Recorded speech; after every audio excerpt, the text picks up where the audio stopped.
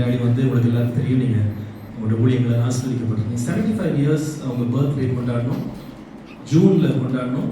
நவம்பரில் வந்து he was stuck with COVID.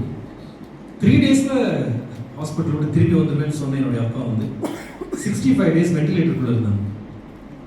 95% அவங்களோட லங்ஸ் வந்து டேமேஜ் ஆயிடுச்சு. ப்ரீத் பண்ணுறதே ஒரு பெரிய சேலஞ்சாக மாறிடுச்சு. 24 hours ஆன் ஆக்சிஜன் சப்போர்ட் இல்லைன்னா அவங்க உயிர் படைக்க முடியாது, அந்த மாதிரி ஆகிடும். ரொம்ப மோசமாகி ஹாஸ்பிட்டலேருந்து வெளியே வந்தாங்க. அதுக்கு மெதுவாக அவங்க ட்ரீட்மெண்ட் கொடுத்து கொஞ்சம் கொஞ்சமாக அவங்க ஸ்ட்ரென்தன் ஆகிட்டாங்க. அதுக்கப்புறமா எழுந்து உட்காருறது, ரைஸ் டியூப்லேருந்து சாப்பிட ஆரம்பிச்சாங்க. இப்படிலாம் கொஞ்சம் கொஞ்சமாக கொஞ்சம் ஸ்ட்ரென்த் வந்த உடனே எனக்கு ஆண்டவர் வார்த்தை கொடுத்துட்டாரு, நான் பிரசங்கம் பண்ணணும். அப்பா இது என்னப்பா நீங்கள் இப்படி பேசுகிறீங்க, நீங்கள் இப்படி ஆக்சிஜன் சப்போர்ட்டில் இருந்துட்டு என்ன பிரசங்கம் பண்ணணும்? இல்லை பேசியிருக்கோம். உட்கார வச்சு கேமராஸ்லாம் செட் பண்ணிடுவோம் வீட்டில். மூச்சு மேலே எங்கேயும் இருக்கும். அந்த கேமரா வச்சுட்டு 10 நிமிஷம் பேசுவாங்க. பேசி முடிச்சோடனே நம்ம இருமல் ஆரம்பிச்சோம், அவ்வளோதான். உடனே திருப்பி சக்ஷன் போடும், திருப்பி ஒரு 10 நிமிஷம் பேசுவாங்க. அன்றைக்கி பார்த்தா ரெக்கார்டிங் முடிஞ்சிருச்சு, அடுத்த நாள் திருப்பி வருவோம், அடுத்த 20 minutes பேசுவோம். இப்படி 3 நாள் 4 நாள் சேர்ந்து ஒரு பிரசங்கம் ரெக்கார்ட் பண்ணுவோம்.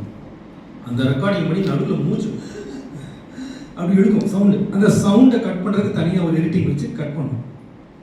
சண்டே சர்வீஸில் போகும். இந்த மாதிரி 3 வருஷம் பிரசங்கம் பண்ணேன். அப்பப்போ ஒரு பிரசங்கம் வரும். ஒரு நாள் எங்கள் டாக்டர் எங்களை ரொம்ப, அதுக்கப்புறமா மாஸ்க் எடுத்துகிட்டு பேச முடியாத மாதிரி ஆயிடுச்சு. அப்போ வந்து அந்த ஆக்சிஜன் டியூப் வச்சுக்கிட்டே பேச ஆரம்பிச்சாங்க. அப்போ எங்கள் டாக்டர், எங்கள் சர்ச் பெரியவர் வந்து என்ன ஒரு நாள் திட்டாரு. எங்க உங்களுக்கு ஏதாவது மனசாட்சி இருக்காரு? ஒரு பேஷண்ட் அவரை வச்சுட்டு இப்படி பேச வைக்கிறீங்களேன்னு சொன்னோடனே, நாங்கள் என்னென்ன நாங்கள் பேச சொல்கிறோம், அவர் தான் விட மாட்டேங்கிறாரு, பேசியே ஆமான்றாரு. அப்போ நான் உடனே ஒரு நாள் அப்பாட்ட போய் தனியாக பேசினேன். அப்பா வேண்டாம்ப்பா, நீங்கள் 50 years ஊழியம் பண்ணிட்டீங்க, இப்போ எதுக்கு நீங்கள் இந்த டியூபை போட்டு பேசுகிறீங்க, ரொம்ப பார்க்குற கஷ்டமாக இருக்குது, நீங்கள் கொஞ்சம் ரிலாக்ஸ் பண்ணுங்க அப்படி சொன்னதுதான்.